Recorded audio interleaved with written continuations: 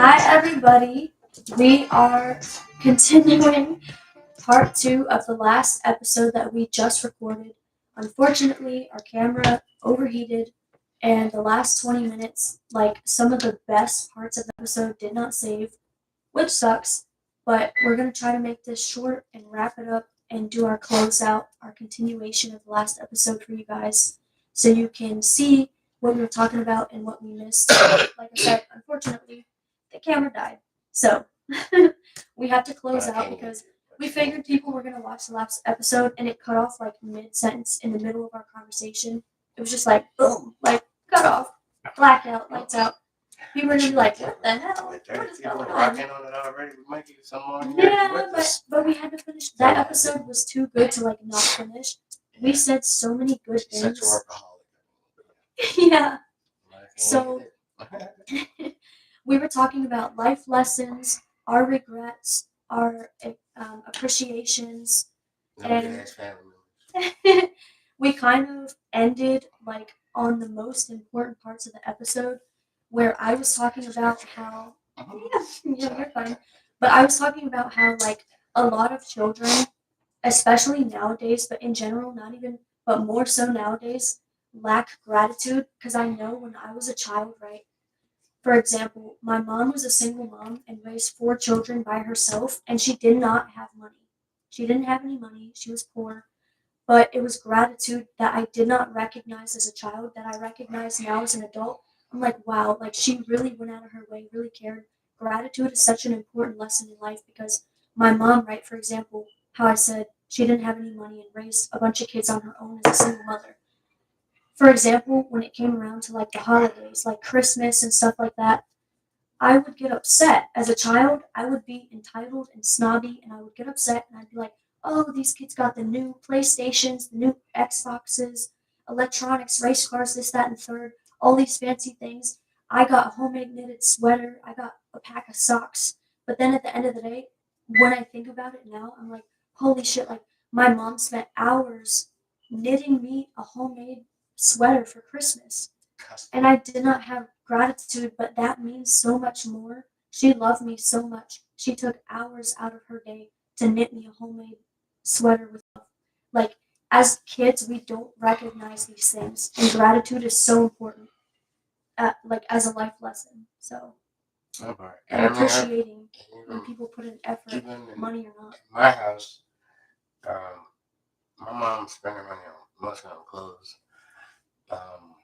May have had, it was like one of them sad like cartoon like Christmases, because look, we majority had clothes and maybe one or two toys basically, and then if you think about the and as a gratitude, kid, you're like, oh, this sucks, but then as but an I adult, mean, you're at the end like, of the day, like that was the I was always last appreciative. dollar I'm on her paycheck that she spent on but me, at the end of the day, like to make my holiday special. looking now, like at how like important it is to have clothes to wear and so forth, like over toys. Yeah.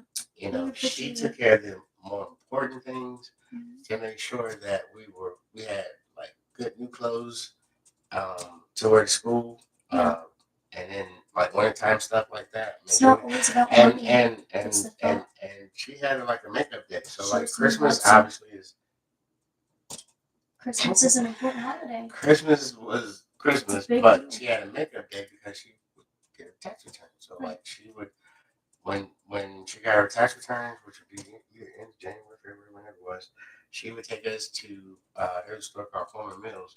I think they still have one in DC, but it was kind of like a Dave's or like a, you know, it was not a thrift store, but it was like a store without organization. Like it didn't have shit in numbered, ordered, large, extra large. Like it literally, it was like a fine Waldo type store. You just go in there and find something and hope that you put your hand on something that literally was your size. Yeah. And I remember, and if you're from the DC area, you know what it is when I say it. But I had this banging ass jacket one year. I think I was in high school. Either it was middle school or high school. But I know I was a little older. But it was an Alliance jacket. That junk was fire. You feel me? had the little lime green hood, inner hood, and then had the Yeah. outer hood. It was red and gray, whatever. And it was like had an inner lining and a lighter outer lining. And that's probably about the flyest jacket I've ever had in school. But that was tax season. So like at the end of the day, I guess Christmas came twice, whatever. But at the end of the day, like her priority was definitely clothes and shoes. And it wasn't Jordans. And I remember that song by Days Low. Um, that's Christmas. I forgot the name. But that joke actually was me. Like she was like that song's about appreciation because she was talking about how like, he didn't get the new you bragged about what Jordans you was gonna bring back to school after Christmas break, and then you ended up not getting Jordans, but it was about the time spent with family or whatever. It's about the effort, regardless of how much money was spent. I give them that. Like holidays was Yeah. they were good at holidays. I mean, the last episode cut off, right? Because the camera overheated, sadly. But what I had said the last time, I was saying about the holidays, right? Remember what I said? My mom, she didn't have a lot of money, but she went the extra mile to make sure that our holidays were magical for us as kids. She went to a hunting store, like literally a hunting store, and got deer antlers and like put them by the tree. And she was like, Rudolph came. She had little carrots in the antler. She tried to make like the Christmas fairy tale come to life so that our holiday was magical, even if she didn't have $200 for the new Xbox. She still went out of her way to bend over backwards and make our holiday magical. And that's what mattered. That showed that she loved us. She went the extra mile, not even about money, but to make us have a special holiday. And as a kid, I was very entitled, and I feel bad about it now. Yeah, you got some grown-ups. Now I look back and I'm like, my mom really loved us. The fact that, like, and she did all that. The thing too, I mean, we can learn from kids because the kids don't know what the parents are going through. They're trying to go and compete with the pressures of this commercialized holidays. That's far as but it's just like a perfect example. But I know some of y'all be offended while sitting here going broke right now for the holiday. Yeah. But at the end of the day, it is what it is. And it's a time for us to take advantage to be with family. Yeah. It's about coming together, appreciating each other, holding each other close, loving one another, And I think gratitude is a very important life lesson. You wake up, right? You have a roof over your head, you have food in your stomach, you have water. And like I said, the last episode cut off, but even if it's one person that loves and supports you, shows you support in your life, that's a person that still loves you and goes out of their way to show you that they love you. That's still somebody who loves you. So don't take that for granted. Don't let it fly over your head. Even if it's just one person, that's still somebody who cares about you.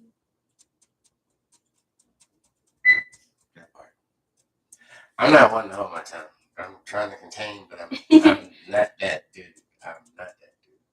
I hate that the last 40 minutes just have appreciation. And I hate that I have to repeat this shit. I know. I was so mad. I'm like, damn it. But I can't say that my show is genuine, transparent, honest, and true, and not at least reiterate what's got me fucked up. Because it's about family, and I don't have any. Like, she's my family. Yeah. I have people that I didn't. I have people that I didn't grow up with that I made my family. I have people that are not blood that are there more than my family ever was, and I'm not against Christmas at the end of the day, or any holiday for that matter. It's just another perfect opportunity to get with people that mean something. 3 weeks. The people that show up for you when you're at rock bottom. 3 years ago. That's who. A woman, not a girl, but a good friend that I met in a strip club, dancer. Doesn't dance anymore. Cool shit. Never did no weird shit. Never did no drugs. None of that. Married. Her husband's fucking cool shit. 3 years ago, I was homeless, and they literally got wind of that or heard of that. I don't even remember how it actually went down, but literally, like I was parking my tent and I was sleeping in my truck in the parking lot because I had to let go. I had to get rid of a bad person that was supposed to be my bro that I had to get rid of that person. And the proverbial foot that was on my neck, I had to let my house go. I could talk my landlord into waiting another week or two, whatever, to get the rent, but I had to get rid of him because I had to get rid of that dark cloud over my head. You feel me? So, like, I willingly let my place, I willingly got evicted, and I got rid of him. Yeah. And boy, I feel exactly. I sense a repeat. But anyway, that's another story. But no, like, I went to a truck stop, and I was at the truck stop, and at this time, she was actually still working in the club, and I think she found out that I was in my truck, and then she invited me over to her family's event for Thanksgiving, because nobody else was. I've been going there ever since. Every year, they like essentially adopted me. That's what you feel me? Talking about Jess, who was over there last week, and like I was in their wedding. Last. Yeah. Groomsmen in their wedding, like they didn't grow up with them. Been knowing about 6 years. Right. But at the end of the day, there was no judgment. There was no hesitation. It was like, you're fucking family. Love those. No ifs, ands, or buts. You feel me? Like, to put me in your wedding, that is an honor that I didn't see coming. You feel me? Yeah. To be at our house for the last 3 years for Thanksgiving, that's my fucking family. Nobody showed up for you. In my bloodline has said, hey, look, D, like, none of you over there in West View by yourself, blah, blah, come. None of them. But they call me every time. Every Easter. Christmas, ugly sweater parties. I'm like, yeah, I'm going to pull them and find the ugly sweater they got. Like, it's an expensive sweater, but I'm going to do Tradition. It. Like, they check on me. Yeah. They literally invite me on vacations. I can't afford everything, but at the end of the day, like, the people that show I know that, those are your people. And I got people that care, And my mom was alive. She died last year, March 3rd. She died around her birthday. Right. And I was at my friend's in the house, for Thanksgiving, but then I went to my mom's that weekend to cook for her, cleaned up, and this and that. And a little snappy little attitude, like, hey, and that was his bad. It's just like, I didn't know. Nobody told me. And I work hard, and I don't always can get to DC on that level. But at the end of the day, the problem, because y'all hear me talk about it all the time, in multiple episodes, 20 years, I'm trying to keep the tempo down because it is a very deep and painful fucking subject. When you don't feel loved, validated, confirmed, or cared about from your parent, you feel me? Like, I did try to go and do things. I did try to, like, get them to come to me. Like, I can't drive. Well, Charles can drive with his bitch ass. And I'm never going to pull back on you, bitch. I can't stand you, dude. I can't. I don't have a brother. He's a ball sharing sack motherfucker. That's what he is. Somebody was in the sack, but he went out first. That was his mother brother. But at the end of the day, like, I didn't not care about my mom. I got to the point where, like, as fucked up as my life is, and as hard as I try to love people, and it don't work sometimes, a lot of times, actually. People look at that as like you're easy, you're a sucker, you're just, you're literally like, yeah, well, we know that, but it don't feel like it when people literally just want to take advantage, like, oh, he's easy, he's just this. So, like, I had to shorten my circle, and I have to shorten the people that I literally extend that to, because not everybody can appreciate it, not everybody deserves it, And like I said in the last episode, people don't understand the significance of somebody just calling you up or texting you up like, hey, I'm proud of you. I care about you. You're doing a good job. I mean, they might understand the significance, but just even small things like that. People don't think about stuff. You know how good it feels for someone to tell you how proud they are? What that meant, what in terms from it goes such a long way. At the end of the day, like, gratitude and appreciation go hand in hand, because gratitude anybody can have, but appreciation is understanding what it took for you to get whatever they gave you or gifted you or did for you. Appreciation is deep. If somebody is putting forth an effort to show you they love you, a motherfucker open the door for me, I'm gonna be grateful. I'm gonna be grateful. That's what gratitude is. Gratitude is an extension of the word grateful. love who But if shows a person they sees love that you. I'm limping, I got a cast and cane, and I'm limping, and they literally sit there for 30, 60 seconds for me to get to that door, that's appreciation. That's also kindness. That ain't being nice. You literally waited because you see my condition and you understood that there was a struggle for me to get from wherever I was in the parking lot to that door. And you made and then the person that literally gets to go to that door and not even have to open it, and they waited on you. Your level of appreciation be, oh, thank you so much. It should be a heartfelt thank you. You're not getting the money. They're not the doorman. They're not the one that's literally like, they're not getting paid for that. But at the end of the day, like a heartfelt thank you. And like literally, like if there was something in your power, whatever, then why not? You feel me? But like, so like for like my mom to only be sick for the last 3 years and at the hospital to the point where she was actually in there and then she never made it back out. Out of 20 something years, at that point, like I'm returning energy. I'm sorry. Like you were healthy for so long, you went to Paris and you fucking flew to Paris, 10-hour flight to see a bunch of foreign motherfuckers that you don't know, to go a bunch of places, buildings that you probably never go back again. And then like you get your Ocean City trips yearly, you had your Massanutten yearly, timeshare.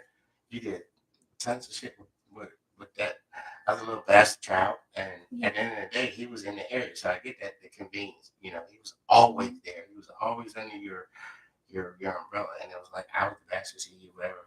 The black sheep of the family, because I was just a bad one, And but that was my childhood. That was my adulthood. My adulthood, when I got out of prison, I flew straight, as they say.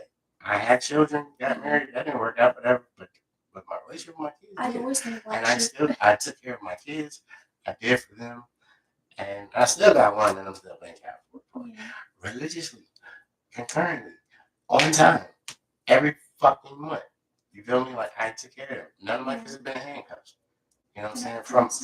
From 11 to 25, none of them have been in handcuffs. None of them have been arrested. You feel me? I broke that cycle. You should be proud of that. You broke the chains. They should have been proud of that. For as bad as my point is, I'm trying to get to. My mom knew what I put her through as a adolescent, teenager, young adult. At the end of the day, there's been some praises from the woman that gave me life. I'm like, oh, I'm so proud of you. Like, oh my God, like I want to come see my grandbaby. I want to come see your creation, and have little comical laugh stories of how they really run me ragged and make my hair fall out type shit. But like, she literally sat up on her little proverbial fucking throne in Maryland. Never came across the fucking southern border. Actually, she went to Georgia to go see her cousin. She was older than mine, whatever.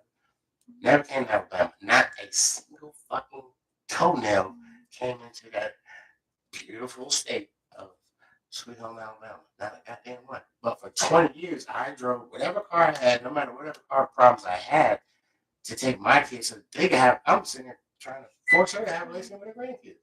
Never so much that step foot down there. My aunt, who passed away a couple years ago, loved her to death, my favorite aunt, and from California.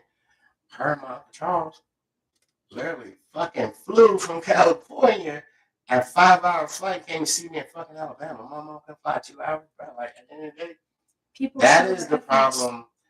Like when you hear me talk bad about her, like she literally sat comfortably, balled the fuck out of her 20 years of her life, and they got mad at me the last 3 years because I was there every day. Like, I'm working, I'm struggling to pay these bills and take care of these kids. I can't come all the time. You can come. You ain't doing shit. You retired, motherfucker.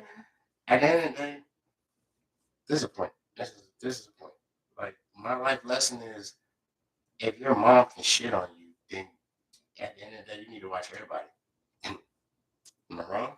Blood or not blood. You need to watch everybody. Love those who prove through actions that they love you. But don't. They don't have to be direct blood. I'm gonna be a little hypocritical with this, but like, don't. You ain't gotta kiss ass. Yeah.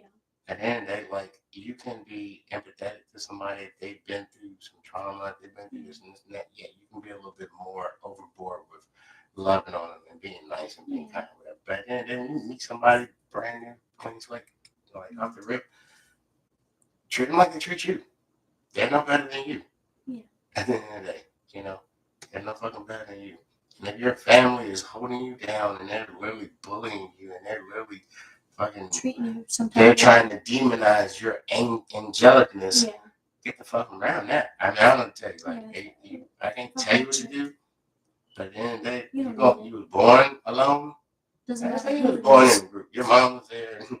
and you had doctors and shit. But at the end of the day, you came It out of doesn't that matter pussy who by it is. yourself. Like, get out You of that. came, you didn't have You nobody. Unless deserve you was a that. twin, triplet, a tough little, whatever the fuck it is. I don't know. You came out of that pussy alone.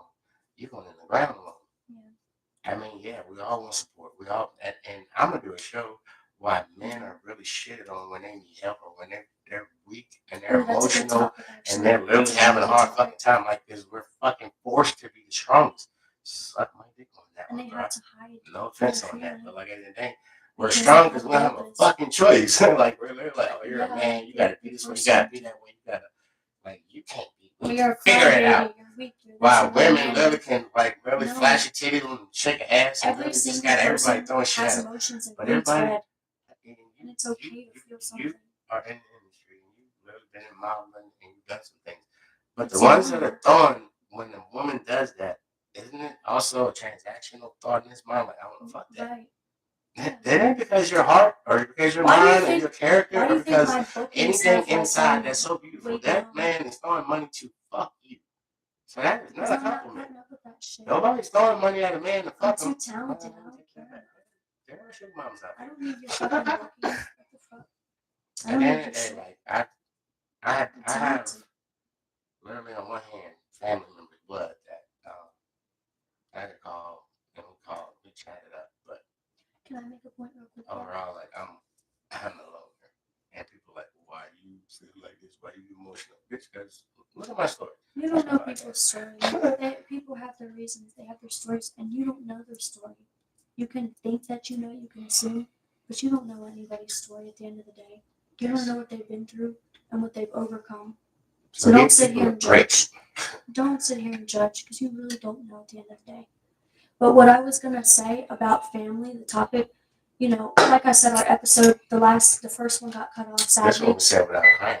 And I had touched on some really important things. What I wanted to say was how many people I have interacted with in my entire lifetime. I've talked to a lot of people. And one of the biggest regrets in life that people have is that they got into an argument or they treated somebody or they treated somebody that they felt was unfair or they felt was wrong and they felt so much guilt about it later on. You don't know. Here's the thing about life. We have no idea. We can't tell the future and we have no idea when our time is that we're going to pass away. Like a lot of people that I've spoken with have such deep guilt and regret. Like talking to and treating their parents, for example, the way that they have, and their parents end up passing away shortly after, and they're like, oh my god, like I feel so horrible. I feel like such a bad person. I wish things would have ended differently. I didn't know they were going to pass away, you know. You don't know when someone's time is. Please, those who love you, love them back. Don't ignore them. Pour into them just like they're trying to pour efforts into you and show that they love you and care about you. If somebody goes out of their way to show that to you, show them the same kind of effort. Don't take them for granted. You don't know when someone is going to pass. And that is going to be one of your biggest regrets and guilts in life if you treat them poorly and they haven't done that to you. I jumped like parents, for example. When we filmed this the first time and it got cut off, apparently. She actually said that first, and then I jumped in with this. At the end of the day, like my situation is not like that. Our situation is different. Love and appreciate. But now that when you get to do things at the time, you kind of get to think a little bit more. So last year, when my mom was sick, when she was sick for real this time, like she really was scared in this arm handle on this mic. Which is wow, because she was heavy set all her life. But she intentionally kept me out of the group family text when she went in the hospital. And I didn't, she didn't want no shit. She took me out the will a year prior to this day. My cousin Philip, who was one of the ones that I'm still solid with, and we're about the same age, and it's really about me and him. The one that taught me the renovations Yeah. skills and so forth. Then they're probably only two on the East Coast. I'm not but he told me that my mom was sick. During that week is when I think I was, the diabetes was starting to really take hold and kick my ass. I was sleeping 16, 17, 18, 20 hours, barely eating, drinking a million cups of water. That is a sign. So if y'all think like drinking, not only because I don't drink water like that. I'm a summertime drinker. Like if it's hot and I'm outside, I'm working, doing whatever, construction, whatever, or anything in the heat, yeah, I'm killing the water. But for it to not be hot and me to drink like 4 cups in the morning, 4 cups in the afternoon, 4 cups in the evening, that ain't me. And that's nothing. I know your body, but that's another story. So I was depressed as fuck. I was literally, I was stuck to the couch. I wasn't just on the couch. I was stuck. I couldn't get up. I would literally sleep and get like an 8, 9, 10 hour like stretch, and then like sit up and be like, I need to do something, and then literally go back. And I was paralyzed to the couch with depression. And when my cousin had me and told me I was in the hospital, and at the end of the day, I'm like, well, she's in the hospital. Like, nobody said it of any intensity or anything like that. I went back to sleep. Well, I was forced to sleep with depression. And I didn't want to go see it by myself. Honestly, I have my best friend, Coco. Actually, her and her son go with me. No, I take that back. I went by myself the next day. Um, and then as soon as I walk in the door, when I tell you that her body was basically a toothpick, but her mind was sharp as a fucking tack. She was a very conservative and very strong motherfucker. Like, at the end of the day, her one eyebrow looked up and she seen me come through the door. Nobody was there. Bitch ass brother wasn't there. Nobody was there because they went the day before, obviously. Because apparently they knew the intensity of the situation. I didn't. I just knew she was in the hospital. And I was like, you know what? I got time. I just went the next day. I coupled myself to leave the fucking couch, let alone the house, that Thursday. So I went on a Friday. I walked through the door and she literally put her little skinny ass little ugly eyebrow up and like, how did you know I was in here? This is ignorant as you could be. And she wasn't always like that, but like this morning she was like, how did you know I was in here? I was like, Phil told me. And that told me that everybody knew and everybody was communicating and everybody, but even if she left me out of the group text, somebody else in that motherfucking group should have said something other than just my one cousin. You feel me? Like I'm a son. I'm not a. You feel me? Yeah. So, at this point, I'm like, I'm buying my time. I'm like, just sitting there, and literally, she goes on this rant, guilt trip. Like you just too busy to come across. Boom, boom, boom. Like bitch, you ain't came to see me in 20 years, motherfucker. Like ever. Well, one time I was in West Virginia, and this was like 6.5 years ago. We had that little argument too, but it was probably about 6.5 years ago. I proposed to this girl, and I did a fucking full-on Lifetime movie network alcoholic. Really small as can be, drinking a gallon of Hennessy. It didn't last, but she did come for that. That was one thing in 20 years that she made an effort to come outside of Maryland for me. And Alabama, remember, for 12 years. You feel me? Never once came down there. Literally guilt tripped me. You don't love me. You don't care. This. Yeah, you came for Thanksgiving and fix me dinner, wash my clothes, put my clothes up, and you don't love me. Like at that point, so I'm not a disrespectful person. I am now. Fuck them all. But from that point prior, I was not this adult, child, or anything. Back then, in them days, you didn't talk back to a black woman. If you were her child, you would get your fucking face smashed in. And that fear literally came to a head during COVID. I had to defend myself, and she blocked me for that for 8 months. Didn't talk to me for 8 months. Literally gave me the deuces with the last text because I said I'm not taking the shot because these are my reasons. You got your reasons, I got my reasons. At the end of the day, I stood on my business and literally lost my mom for 8 months. Like she literally just didn't talk to me, blocked me, or whatever. Unfriended me on fucking Facebook. This is the type of shit I had to deal with. like now you sick. Like now, what am I supposed to do? Like oh, let me fuck that. So like I'm getting pissed because I'm going through life. I'm doing the best I can, taking care of my kids, doing what I can do, and literally, you know what I'm saying. I feel like I'm doing good things. You feel me? But like the one person I've ever only tried to fucking goddamn please and get some validation from, literally is mad because I won't fucking take a shot that just came up in 18 months when the man just told us to fucking drink Lysol. Bitch, be for real. That don't make sense to me. The polio vaccine literally had motherfuckers down in the motherfucking country the line was so long. 3 years later, birth defects. I'm not thinking nothing that ain't been tried and true. I know motherfuckers that took the booster and died. Fuck that shot. And I ain't had COVID since. So like the fuck, like I'm good, I guess. But my point to her, I gotta finish this. I can get this out. My point to her was everybody's body's different. Yeah, you know, you took it, you did, whatever. Great. I'm glad that you didn't die like my customer did. You feel me? But at the end of the day, my body might not be like none of y'all's. Like, what if there's something in it that might have an adverse effect and it be negative and not fucking that? I can't come back from that. Exactly. And even with that logic and reasoning, she literally like whatever got mad and literally deuces.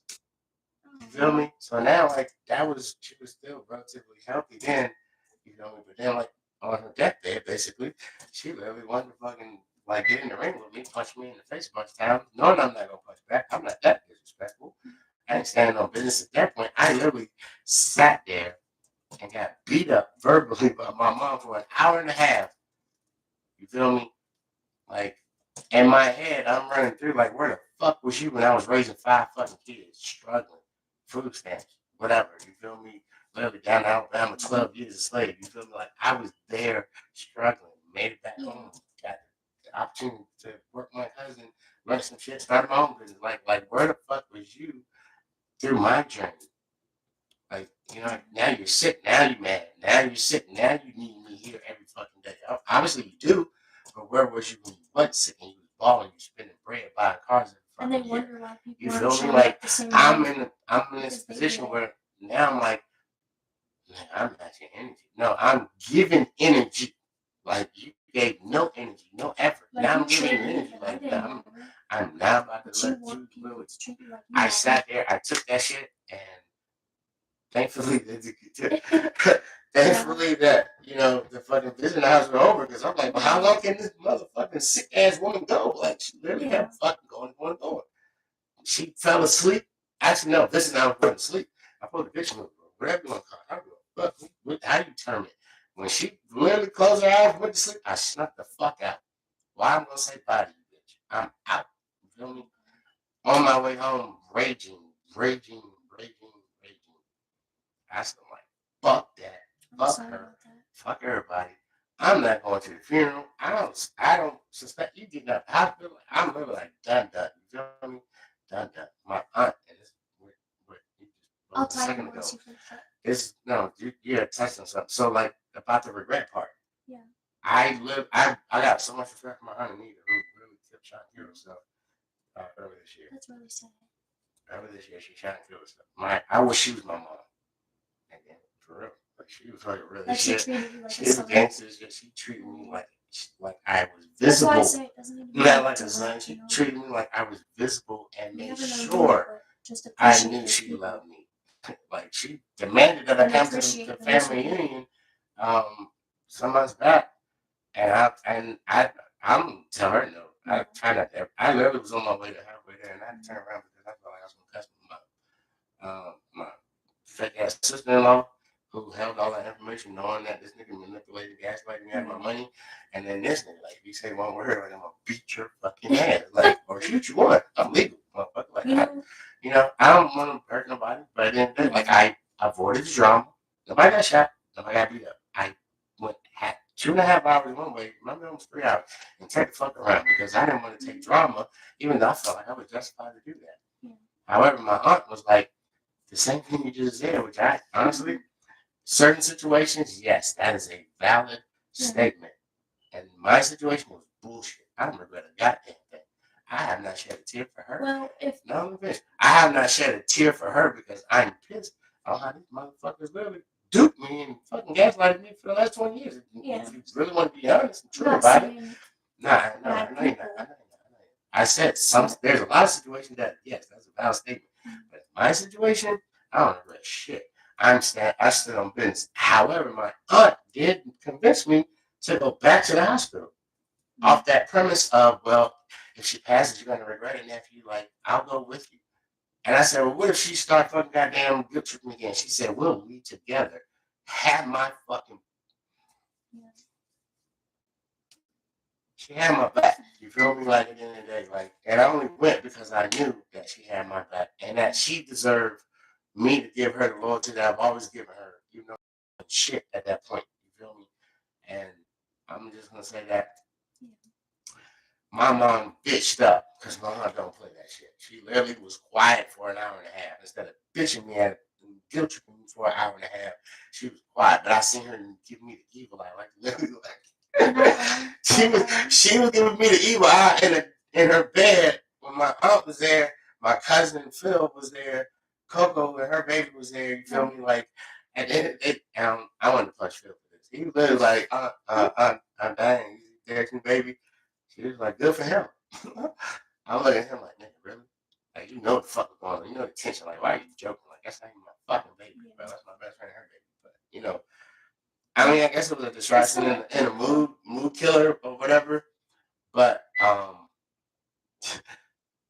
if she was quiet, when her and my aunt was talking majority of the visit, I'm looking at Coco like, you saw that, right? And then me and Phil went outside to smoke and came back in. And then my aunt literally, I'm telling you, my aunt don't play. She gangster as fuck. Anybody shoot himself in the head, gangster as fuck. I ain't gonna lie. We came back inside from smoking. And then my aunt went and dove into my mom. She said, okay, so Derek said, next said that, y'all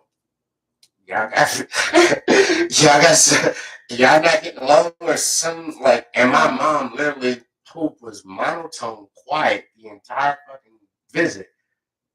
Got loud. Like, I don't want to talk about it. Right. And then my aunt, she ain't no bitch, she ain't gonna back down. We were like, well, and my mom said, I don't want to talk about it. I was like, let me add on to your story real quick. Mm-hmm. My mom, well, she's not exactly like, your story, but in a sense, I can relate in the way that my mom tries to downplay and not tell people how bad her condition is.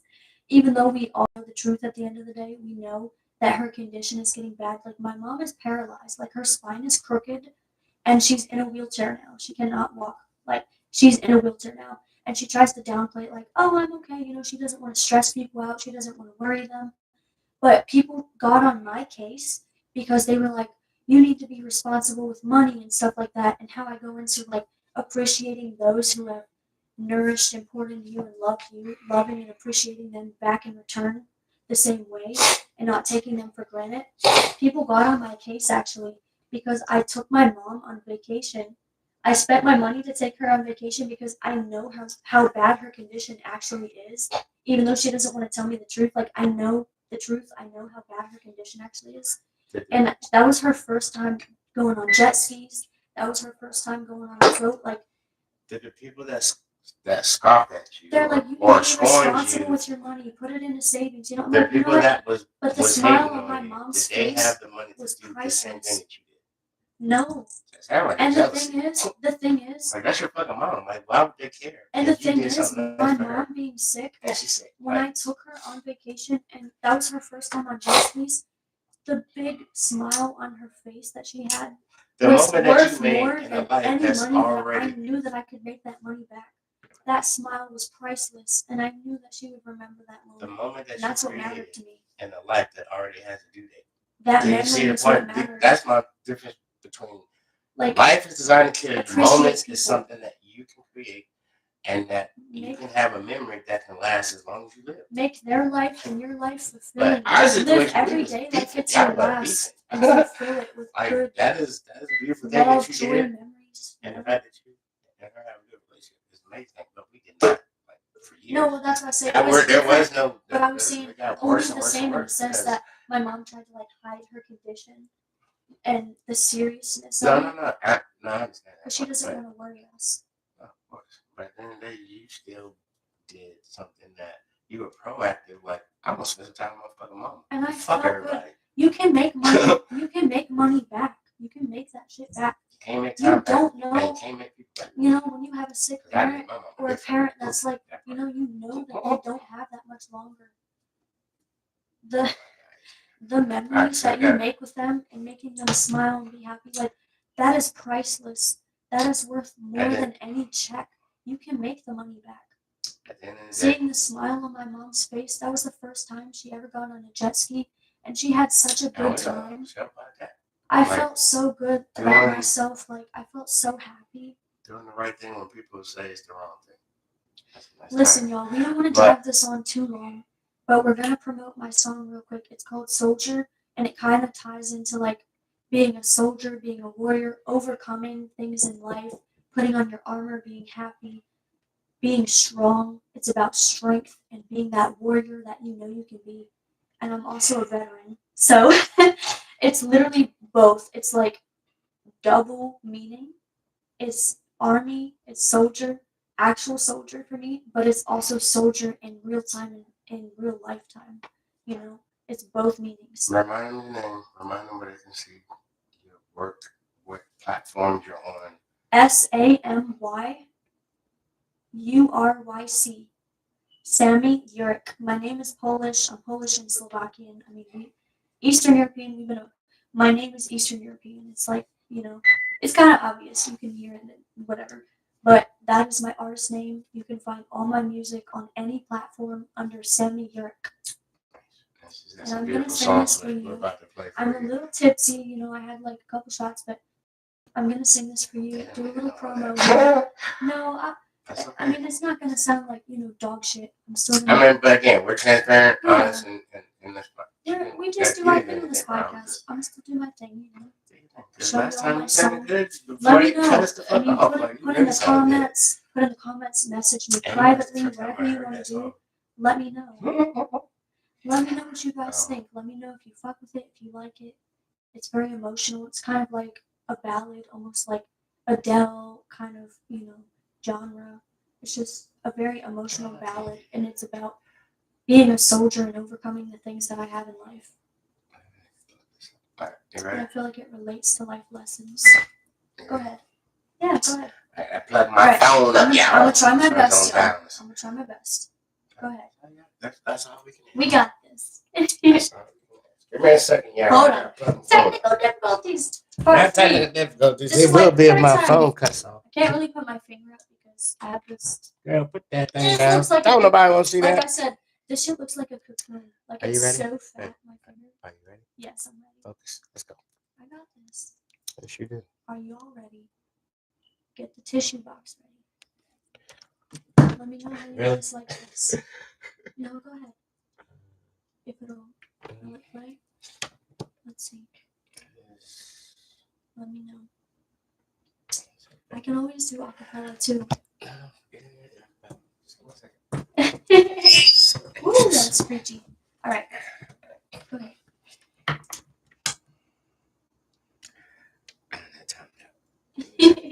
Stay ready. Hold on, y'all. Hang tight. Hold on, hang tight. We got it. We have to find the exact version that we're looking for. So that way we can, you know, set the system up and do it the right way. This one? Here we go. Alright. Bluetooth. Hold on, y'all. Oh my god. Now technical difficulties because for some reason my fan and Bluetooth itself. Piece of shit. I can always do acapella. No, baby. Roll it. I got this. Alright, ready? Let me know what you guys think. It's been a long road. I had nowhere to go. Little did I know. I'm barely holding on. I look at my reflection. And I won't reach so much. But I'm it makes me stronger. You can take everything I have. can I breathe? I'm nervous to be soldier. I'm getting closer.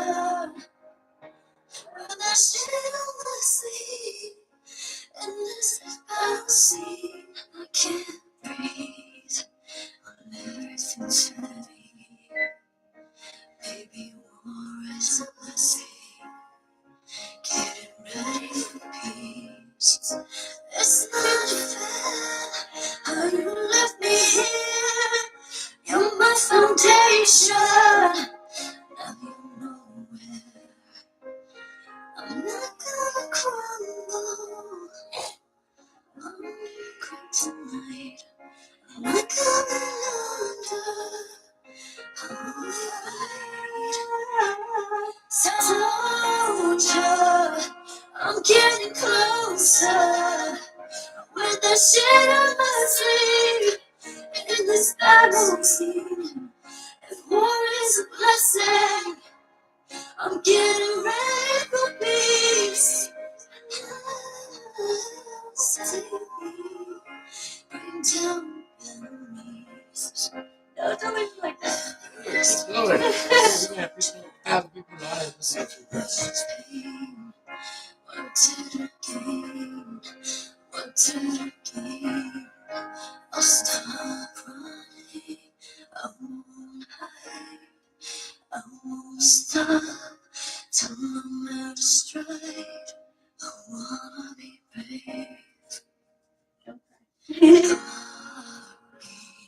I get up again. I never asked for this. Soldier, I'm getting closer.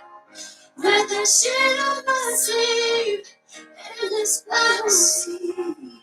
If war is a blessing, I'm getting ready for peace.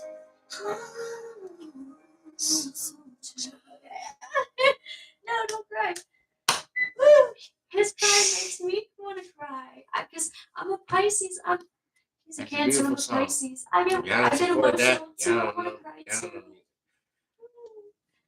That was like pouring my soul out of things I've been through. But yeah, hopefully you guys like it. Let me know.